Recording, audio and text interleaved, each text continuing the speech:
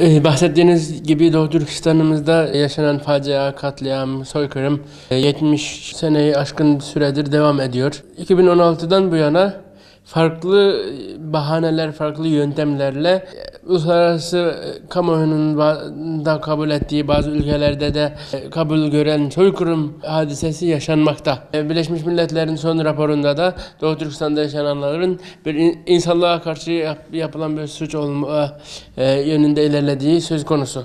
Bunların yanı sıra şimdi bugün neler oluyor diye baktığımız zaman Çin menşeli bir virüs var, dünyayı etkisi altına alan COVID-19 adındaki ve bu virüs dünyanın her yerinde yaşandı.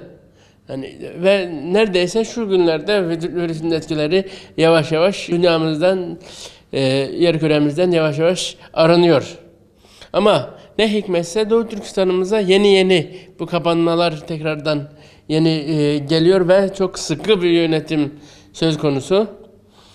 Hani biz hani 2020'lerde karantina dönemlerini başımızdan geçirdik İstanbul'da.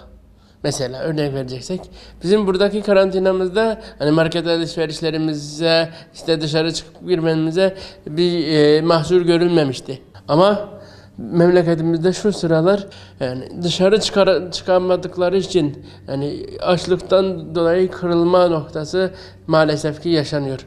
Hani videolardaki bazı görüntüleri insanın yani tahammülü dışında gelişen olaylar var.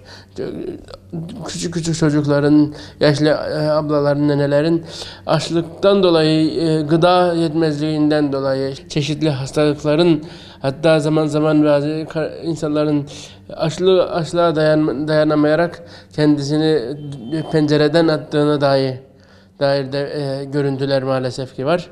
Hani Çin bununla ne yapmaya çalışıyor? Yani hiç kuşkusuz ki Çin Doğu Türkistan'da Covid etkisini engellemek falan istemiyor.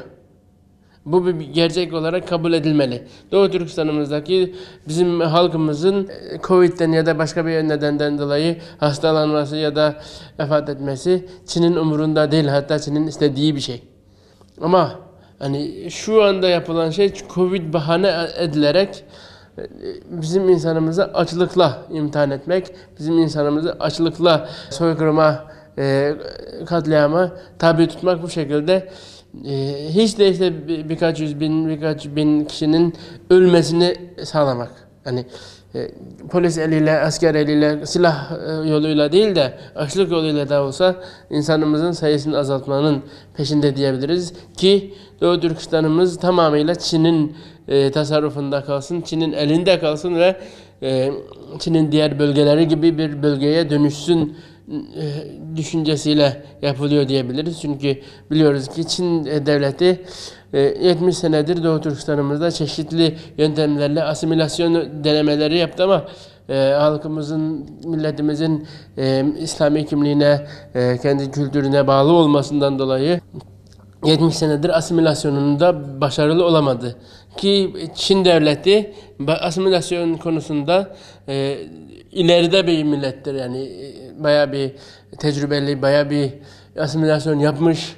Mançurları asimile etmiş, başka Çin'in içerisindeki Moğolları asimile etmiş, pek çok milletleri kendi içinde eritmiş bir millettir. Ama Doğu Türkistanlılara bu asimilasyon politikaları etki etmediğinden dolayı şu anda şiddetle kamplarla, işte kamplardaki çeşitli uygulamalarla sonra şu sıralar son dönemde açlık soykırımı diye tabir edilen o soykırımla sayımızı, nüfusumuzu, dolayısıyla demografimizi değiştirerek Doğu Türkistan'ın Çinlileşmesini hızlandırma planında diyebiliriz. Şu sıralar mesela şu yapılabilecek pek çok şey var. Örnek vereceksek mesela yardım kuruluşlarımız var. Yardım kuruluşlarımız meselenin takipçisi olduğunu Çin'e bildirmek adına dahi olsa Doğu Türkistan'daki o açlık problemine çözüm amacıyla maddi gıda yardımında bulunma talebinde bulunabilir.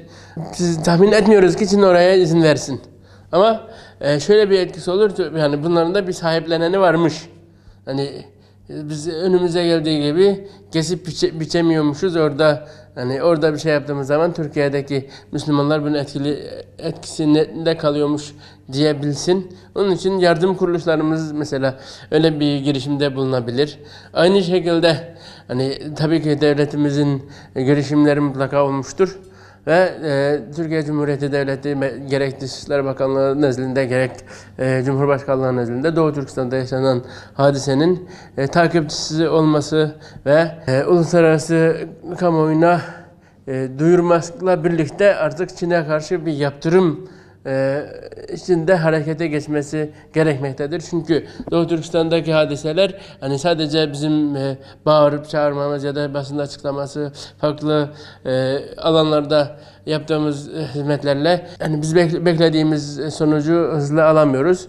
Onun için uluslararası kamuoyunda şu anda Doğu Türkistan meselesi sıcak gündem iken, Batı ülkeleri, Birleşmiş Milletler'den de yeşil ışıklar yanmışken bu günlerde Doğu Türkistan meselesinin daha da gündemde olması ve devletimizin gerek Çin'le olan ilgili ilişkilerinde gerek diğer ülkelerle gerekse Birleşmiş Milletler gibi uluslararası kuruluşlarla olan bağlantılarında Doğu Türkistan'daki facianın mutlaka dillendirilmesi ve bunun için acil çözüm üretmek noktasında Birleşmiş Milletler, İslam İşbirliği Örgütü gibi büyük teşkilat kurumları hareketlendirmesi temennimizdir.